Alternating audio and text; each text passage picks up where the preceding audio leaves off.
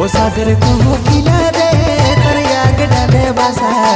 ডাল যদি ভাঙে যায় তোর কি হইবে দশা সাদের কোকিলা রে তোর আগ ডালে বাসা ডাল যদি ভাঙে যায় তোর কি হইবে দশা চলো মাকে আনিতে যাব সিরাই নদীর কূল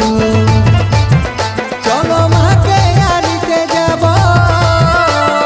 সিরাই নদীর কূল আরে হাতে দিব লাল গামছা পায়ে জবা ফুল